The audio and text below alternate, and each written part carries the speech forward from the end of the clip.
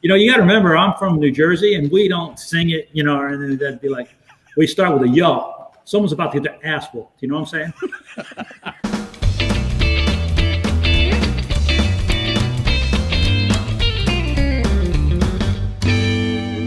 You look great. You haven't changed. Statman still scares the hell out of me. He used to growl at me when they came in there. The guy's just like this giant person who will rip your head off. You don't give him the answer quick enough. He's just and Crash. You look lovely as ever.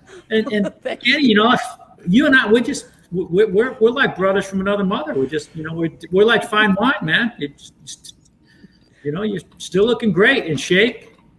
As you know. Having a 5, 6, 7-year-old, you better keep your happy ass in shape, Ray Evernham. Oh, trust me, I know, and it's one of those. You're thinking, gosh, I'm going to slow down a little bit. No, that's not going to happen. Why did you even think that you're going to slow down? Granted, you've got the SRX Series, you're a Hall of Famer in the NASCAR Series, you have your family, you have your family's family. Those are words that I thought I would utter 9, 10 years ago, Ray Evernham, but I'm not uttering those words at all. My S isn't slowing down, Broham.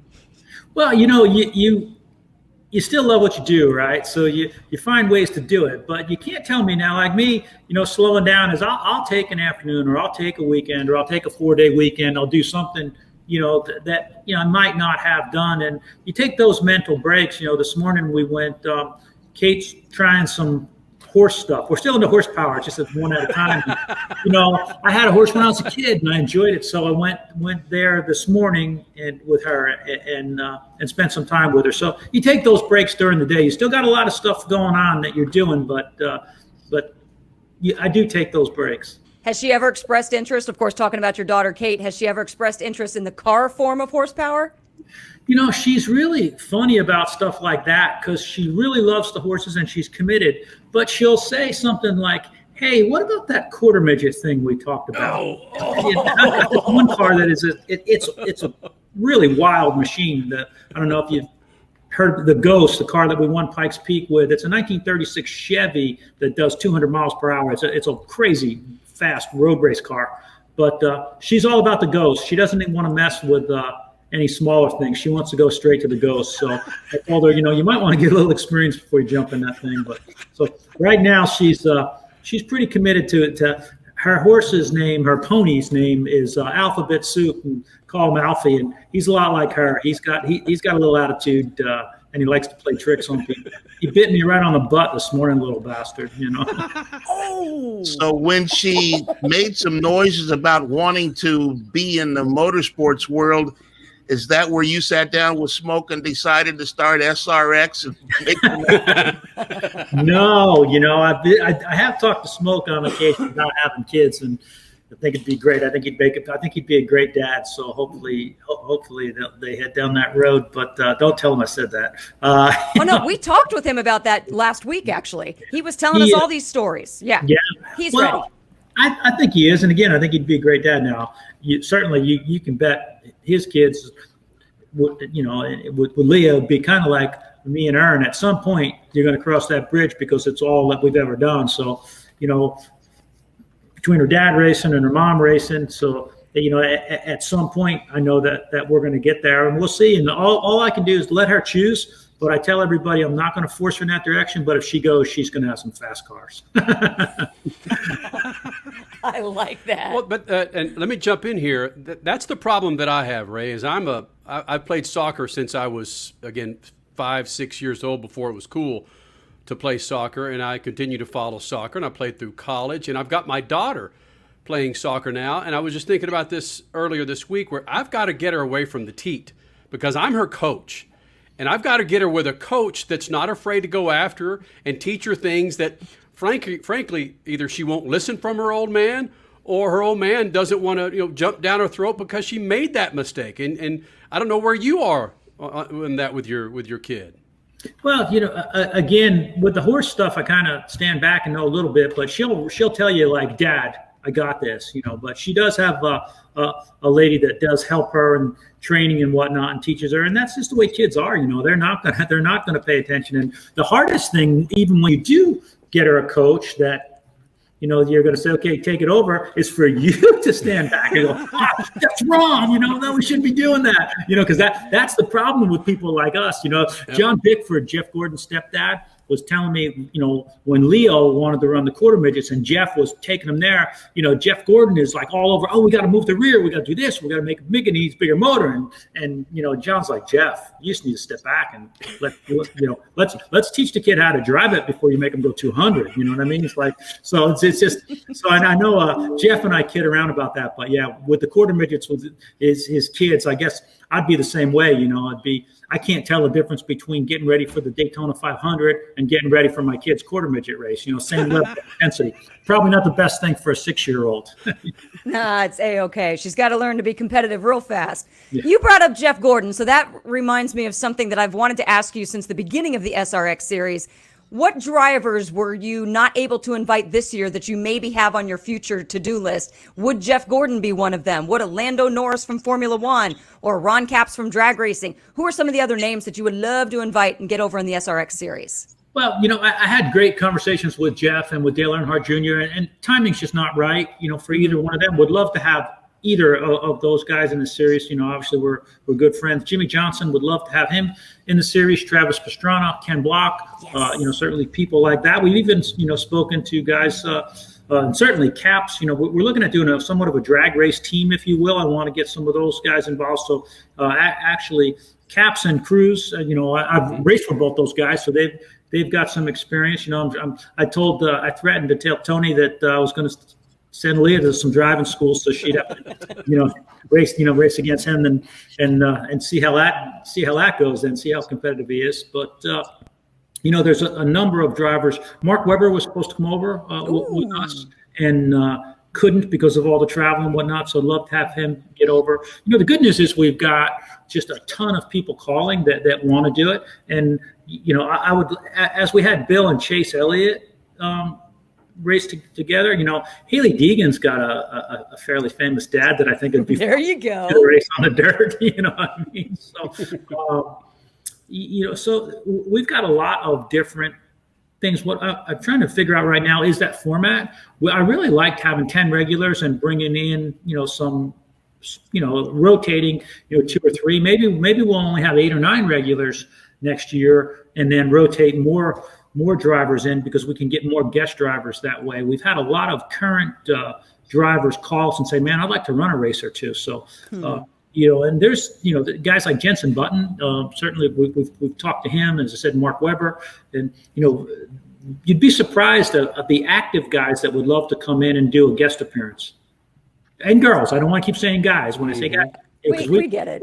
We've talked about having one car assigned to just ladies next year. Ooh. Rotate ladies through. Mm-hmm. I don't know if that's a good idea, Ray, because women would say you can't set aside something just for us. The question I had. That's a valid point. She, when she came in, my first inclination was to say why, and then she outfitted her. She did well. Mm-hmm. Did you get a lot of static from people who said that she didn't deserve to be there with the rest of the stars? Some people, but most of the people not. If you look at her following and what she's done, and I've seen that girl drive. I'd seen her run the Kanaan cars and the West and East and run on dirt, and I knew she's very, very talented, and she's really a good race driver. And, when you get thrown into something different, like the truck series right now is a bit tough in different things. And I thought, let's put this girl in an equal car. We'll prepare it for her, put her on the dirt, put her on the pavement, and put her with some of these superstars. I think people will really see then how talented she is. So without a doubt, 100%, she was on my original guest driver list, if you will. Because she is a real deal, and you can ask any of those guys that she's raced against. And what I like about her is not only she's talented, she works really hard to get better, and she's not afraid to use the bumper on them guys. Trust me. Yeah, I talked to her father at some length many years ago, and she was a little girl sitting at the table. She could barely get her head above the tabletop, and she was listening. She was committed. She listened to everything both I said and her father said. So I can imagine, add another 7, 8 years to that, 10 years to that. She is that focused when she wants to do something. And she's a good kid, and she's good with her fans. She's really smart about what she's doing with her social media and YouTube, giving people an inside look into what she's doing. This is what our drivers of the future are going to look like. And as I said, she's got a really good head on her shoulders. And in my opinion, this gets me in trouble with my wife, but she's head and shoulders above a lot of the other lady drivers that I've worked with. Or, this is a girl that can get it done. We kept saying that sooner or later there's going to be a lady hit the scene and get the right brakes, get the right equipment, and they're going to break through to show that ladies can be competitive and be winners in this sport. And I'm looking hard at Hailie Deegan thinking, okay, I really believe that this is the one that is going to get the big wins. Do you think that it's just something that's had to take levels? Because Lynn St. James breaks through. Let's go back to Desiree Wilson and obviously, her name's escaping me. Janet Guthrie, of course, 1977. And then Danica Patrick was the next level. And then Hailie Deegan's this next level. Do you think it just needs to be like a stair step into finally someone getting there?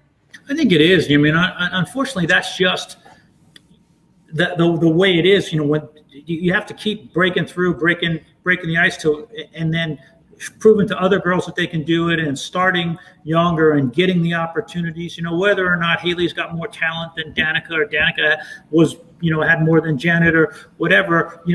Somebody's got to break through and get those opportunities. Because one of the things that I feel that the lady drivers have always struggled and fought against was the fact that people looked at them. When I say people, crew members, owners, sponsors might have looked at them as a novelty and didn't take them serious enough to give them the time and support to get it done. And I think the more people that come through, like Hailie is doing, people are taking it serious. And again, there's a couple things that we did with SRX that were personal to me that I wanted to do. And I was lucky enough that CBS and my partners, with Sandy Montag and George Pine, Tony Stewart, let me do.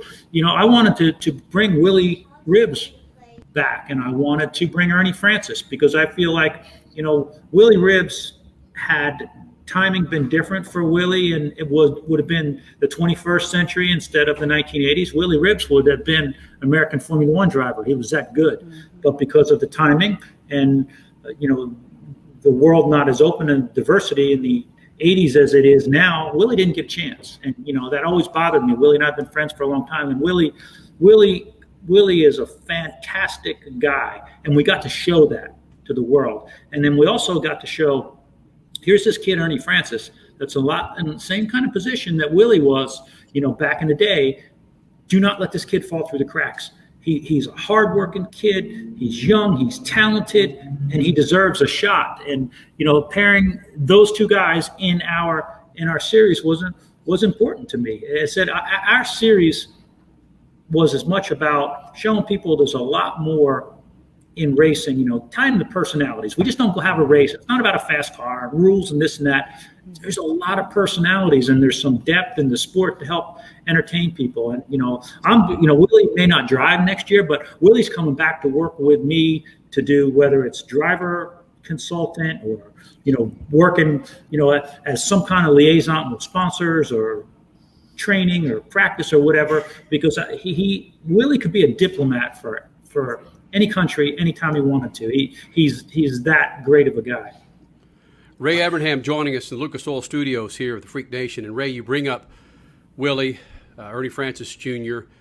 At the ages that you and I are, and Statman as well, we've seen the evolution of inclusiveness with NASCAR. And frankly, the last 2 years, it's been phenomenal. It's something that I bet that Statman and I would have lost that bet that NASCAR had it in them to welcome in gays, lesbians, transgenders, blacks, people of all races, creeds, and colors, to where they defend their black driver in mass. They send that rebel flag, that Confederate flag, home. We don't want that crap anymore. Give me your take on the evolution when you stepped into professional NASCAR series to where you are now. I know we've only got 15, 20 minutes, but can you give me Ray Evernham's take on the evolution of NASCAR being a more welcoming series? I really can't comment on NASCAR because I don't know what the inner workings of the,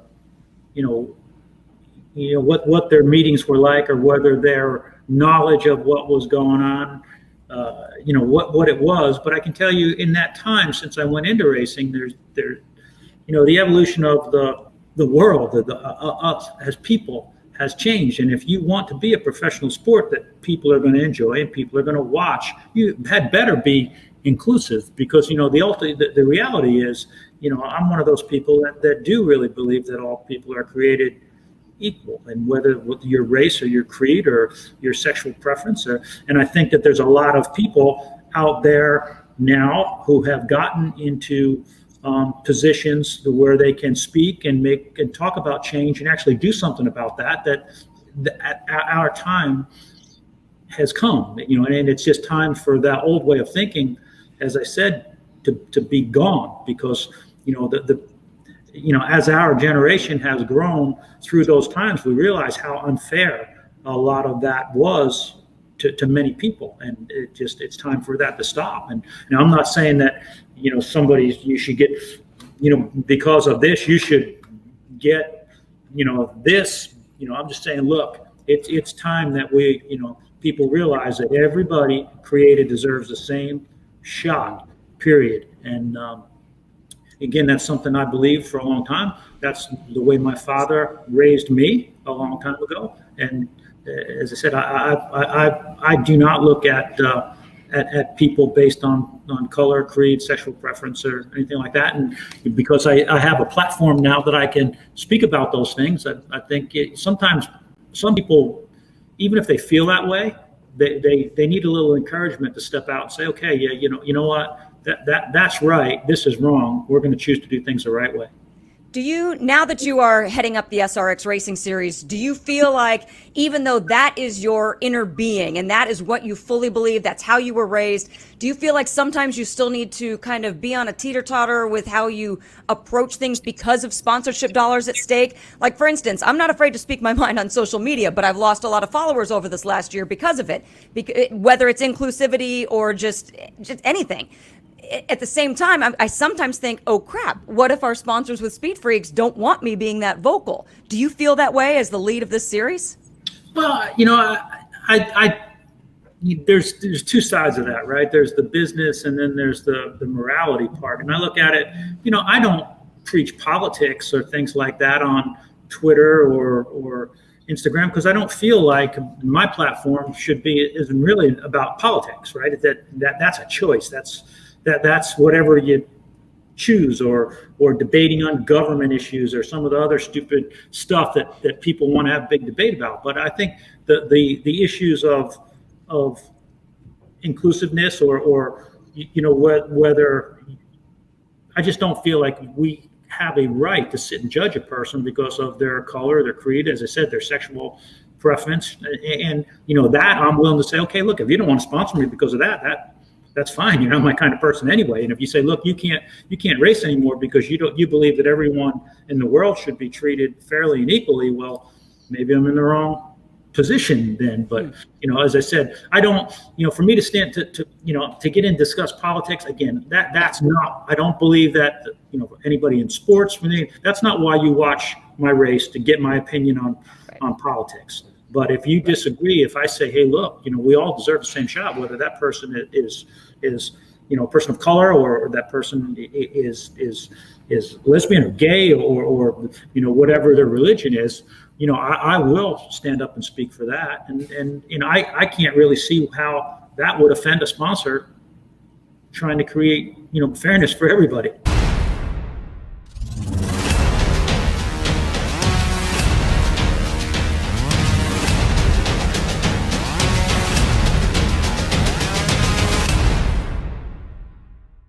Ray Evernham, let's talk a little business. Oh no! Do I still owe you that money? I'm sorry. I'm sorry. Okay. I got $10 here I could throw in the pot for something. But let's talk a little business. Your partnership with CBS, I could imagine they were pretty excited when your series got rolling, and people were tuning in on Saturday nights to see a live race that was over in 2 hours, and they were able to build audience from that. I can imagine they came to you and said, how can we get more of this? CBS did an amazing job. If you look at the production that they brought and did, it was Super Bowl every weekend. It was incredible. We certainly would love to have seen, as a team, a little bit higher rating, but to become the second highest rated motorsport in America in your first year and with only a 6-week run, they're certainly pretty impressed. And Sean McManus he's the chairman of CBS Sports now, was a big supporter of what we had going on at SRX. And I'm going to tell you, they put their money where their mouth was. They brought incredible stuff like the drones and talking to the drivers under the green and camera shots that couldn't be seen anywhere else, and measuring drivers, heart rates and things like that. So let me interrupt you here, Ray, because your ratings led them to do that. If you came on the air with a 0.5, they might have said, yeah, okay, this will be over in a couple of weeks. But you came on the air with 3 or 4 times that, and so they said, hey, let's put some money behind this and maybe get some more. Obviously, right, our future really is determined on sponsorship and television ratings. And I think what they liked is the fact that we were able to not only sustain a rating, but grow it. And then based on where other sports were, they say, well, this NBA finals was down X amount percent, but we actually grew that week. So lots of good comparisons. But, we wanted to reach out to the casual race fan. Again, that's why we talked about the drivers, and because it can't be just about the machine. And the casual race fan, and all the people on social media, they want a little peek behind the curtain. They want to know, well, who is that person? What is it really, and what's it really like? And as I said, CBS and their production crew did a great job going behind the scenes with many of our drivers and their personalities. And when we had some great personalities, like Paul Tracy cost us a lot of fiberglass, but the guy's fantastic. He loves being the bad guy. They're like, he wanted to wear a wrestling mask one week. I'm like, Paul, he's okay with it. And we've had good guys and bad guys and underdogs, and all of those stories that make sport a little bit more interesting. You brought up drones. Was Tony Kanaan the only one who thought that the drone was a UFO in that first race in Connecticut? Scared the heck out of him. I was like, hey, I forgot to tell you guys the drones. He's like, oh my God, the thing came up and it was scared me. I thought it was a UFO. And he cracked me up. And I was like, oh man, I'm sorry about that. And yeah, he was, the drone surprised him. Tony Stewart was mad because the drone could pass him in the corner. So his car wasn't fast enough, he said. So it really was pretty amazing. And I'm going to tell you, watching Helio Castroneves and Tony Kanaan and the fun that they had, it was hysterical. They were doing all kind of filming with their phones, and then they'd get talking in Portuguese or whatever they're speaking, and then they turn around and start talking to me, and I'd be like, I don't understand you. Tell me, but in English, They had a blast, and they were incredible gentlemen to work with. Why would you not want to increase this beyond 6 races? Fans want more. Well, we'll see. Again, it's tough to do 6 weeks in a row for a lot of drivers that our series isn't. Let's face it, they're not making the big living off our series. They're having some fun. So we'll see. A large part, again, of what the schedule is and how many races and who's in it will be dictated by sponsorship and by television. But I feel like 6 was a pretty good mix because it gave us, that 6-week kind of summer mini series, if you will. And I think it's good. Plus, if it leaves everybody wanting more, there's a good chance we can come back. Boom. Yep. Ray Evernham joining us here in the Freak Nation. And I think you see my shirt, Ray. Priest live. Do you have your Judas Priest tickets ready for the rescheduled tour for 2021? No, I don't. I actually, Jerry Horton from Papa Roach sent me a little note yesterday and said, hey, here's our new song. What do you think? So I started to play it, and I was in mixed company, and there's a few words that kick it right out. I had to quick shut it off there, so I didn't let Kate sing it to her mama. But no, I haven't been able to get to many concerts yet. I actually, I'm telling you, I've switched stuff a little bit. Still, listen to Jerry and those guys because he's I don't know if you had Jerry Horton's a guy you should have on if you haven't had him on. Super Roach, yes. Papa Roach, super. Yep. Great car guy, but just have a little listen to J.D. McPherson and his group. It's kind of a rockabilly deal, but got into those guys, pretty good stuff. Yeah, J.D. McPherson, check him out. Well, that being said, if you want to fire up people around in your area, and again, I know that you like rock and roll, and at one time you liked heavy metal. Rob Halford's visited us many times from Judas Priest into the Freak Nation. This is one thing that fires up a lot of people. This should kick off maybe your next album. I'm about to whip somebody's ass. Aren't those pipes just the best? Who is that? I don't know. Who is that, Bruce Arians, former head coach of the Cardinals, used to play this in the locker room. Hello, it was Tyrann Mathieu who found this and played it. Can I do it in the Painkiller voice? Yes. I'm about to whip somebody's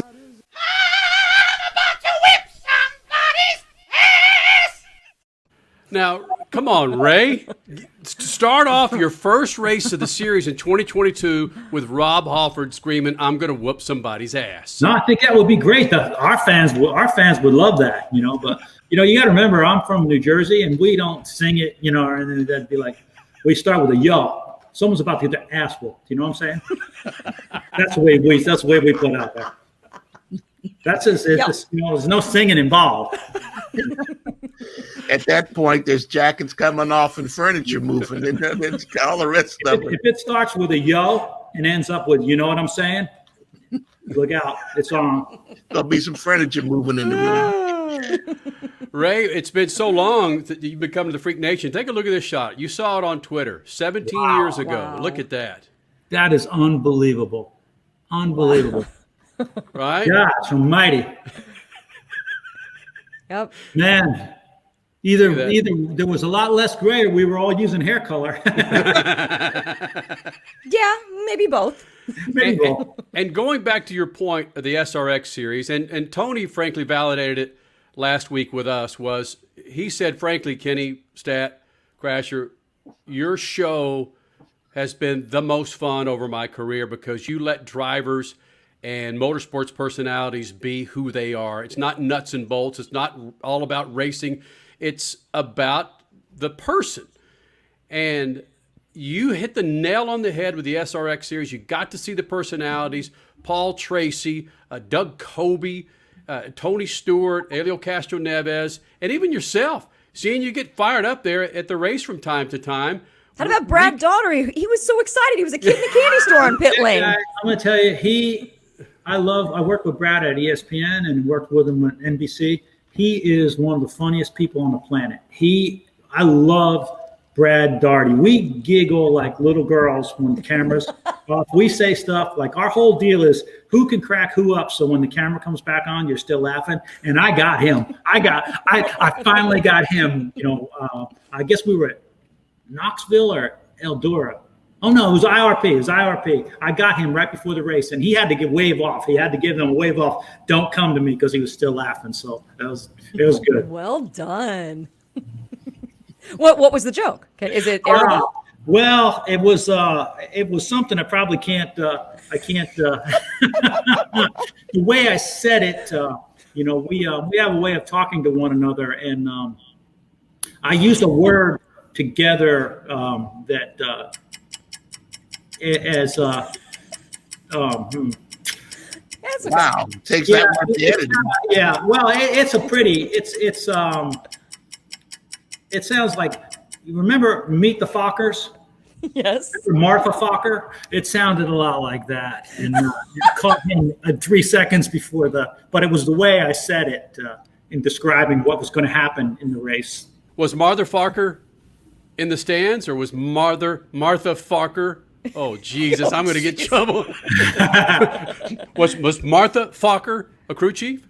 No. There was a bunch of Marthas that were getting ready. So it was more about Martha and the fiberglass shortage that was about to happen. Oh, yes. And the Vandellas Martha and the Vandellas had nothing to do with it, huh? It was No, it was more like these Marthas need to understand that we're about out of fiberglass. So, Yes. Wow. so unless they want to be running modifieds next week. Oh my gosh! But we Come had on, sponsors. it was we do these mock interviews sometimes, and so that was he was trying to crack me up with his mock interview and got a response back that he couldn't handle. Well done. Hey, Ray, we talked about parenting and becoming a father with Tony Stewart at his 50 years on this planet. And the big debate is Smoke does not plan to cut the umbilical cord when Leah plans to have that baby. He doesn't even want to be in the room. He wants to be in the lobby of the hotel drinking his smoked tea as Leah's giving birth. Ray Evernham, when Aaron had Kate, did you cut the umbilical cord of your daughter? I did. I was there with Aaron, and I did it together. But yeah, I was there the whole step of the way. And Tony talks a big game, but he'll be there and he will be emotional. I'm sure, just like I was. I have a picture of, I was one of those talk to the belly type people. So I used to talk to the belly all the time. And I have a picture shortly after my daughter was born. I leaned over and I said, Kate, like that, and the nurse snapped the picture. She actually picked her head up and opened her eyes, and I've got that picture of her staring. And it's the most incredible picture. Like, she obviously recognized the voice or whatever. Maybe she just had gas. I don't know, but but it was, it was honestly one of those moments where you're like, wow. So, and I know he's not going to want to miss those things. And if he does, I've gotten to know Leah a little bit, and I really like her a lot. She's really, I think she's an awesome driver. She works her butt off on the car, but she's also tough enough to hammer Tony Stewart on the head if he needs a Yes. Good, because we have a bet on the line, and I think if Tony is in the room, he owes a big trip to Havasu for We Freaks in the Freak Nation. And if he is not in the room, Kenny has to wear a thong to St. Elmo's on Indy 500 weekend, downtown Indianapolis. Yeah, I wouldn't worry about it. I'd be packing for Havasu because there's no way he's not going to be there. The third option there is you'll be visiting him in the intensive care ward because Leah will beat his ass. Nice. Ray, doggone it, man, let's don't wait another 3 years, buddy. Let's get involved with the SRX Series next year. Let the Freak Nation come out. Maybe we do some shows from there. That would be fantastic. Ooh, that would be fun. Do a little warm up. Have you guys there on the midway or something. That'd be right. Awesome. That'd be awesome. Get the fans fired up. Get a squared circle out there for Tracy and Hailie to get after it, and that'd be badass, man. Come on. A boxing ring. Paul. I'm gonna ruin his shtick, but he is just a big old softy. You know what I mean? He could play Santa Claus for kids. He puts on a whole big whatever, but he is honestly just a big old softy. He is really a good guy. For all the stuff that he did, he brought some gift cards for my guys so they could go and get, have a cold beer and a steak, and he just he is. I don't want to ruin his shtick because I want him to be a bad guy and I want people to do whatever and all that stuff. But he's a big old softy. Perfect. So let's keep in touch. I'll text you. I'll get Jerry's contact. We'll get him in here and get his side of things on the Ray Evernham experience. Deal? Yeah, I think definitely. And you need to get Big Brad on the show if you want. If you want to. He is. I'm going to tell you, he is the funniest person that I have ever worked with in my life. I was so happy when he came on the show. And they're like, "How big is that guy?" Because when he talks to you, you look up at him. He's like he's 7 feet. But he just and he is funny, and he knows a lot about racing. Brad Brad grew up around racing, and he really has a very in-depth knowledge of sport. Hey, he was a driver at one. He drove super lates and late models in North Carolina. He knows what he's doing. I was like, what? You got a limo body on that thing? He's like, you need to build me a car. I said, how to make it a 4-door? He's like, yeah, but he has a truck. It's like a cab and a half, and he has, but he's actually, honestly, not a bad driver, and he's got like a stretched late model type thing. Obviously, when you're putting a 7-foot man in a car, he wanted to drive an SRX car. I'll tell you, take a guess at who the only non-professional driver who's ever driven an SRX car. Non-professional driver. Was part of a very famous musical duo, 70s, 80s. Hall & Oates. Hall & Oates. John Oates. John Oates. John Oates. And, just John's a big car guy, and Tony and John did a little deal at Nashville, and Tony's like, hey, can Oates drive the car after practice? I was like, yeah, hey man, it's you're part owner, So yeah, we put John Oates in there, and he followed Kenny Schrader around the racetrack a little bit. The Ray Evernham experience. We got SRX, and we're going to have REX next to put that on the road. I don't know who's ready for that. That'd be a small group. There aren't a lot of people that would really get that experience. Buddy, select club. We'll stay in touch, and as things progress, I'm not BSing you. We should be a part of that thing next year to create some mayhem for you, as if you need. I think it'd be cool. If he needs it, yeah. Honestly, I think that would be really cool if we had a live show right there on the midway somewhere. Yep, that'd be badass. Let's do it. Much love to you and your family, my friend. Well, same to you guys. It's great to see you, and always enjoyed the show, and keep it rolling. You got it. Absolutely. Thanks, Ray. Take care. Bye, Martha. Martha. Well, you got to think about how can I say this? Right. Most Brad Daugherty jokes are going to start with, how can I clean this up anyway? See ya.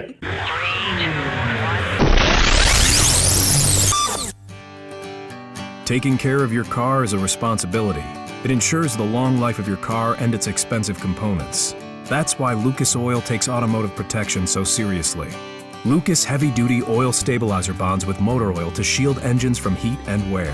So take pride in caring for your car and pass that pride and knowledge to the next generation for years of smooth, reliable driving on the long road ahead. Trust Lucas Oil. It works.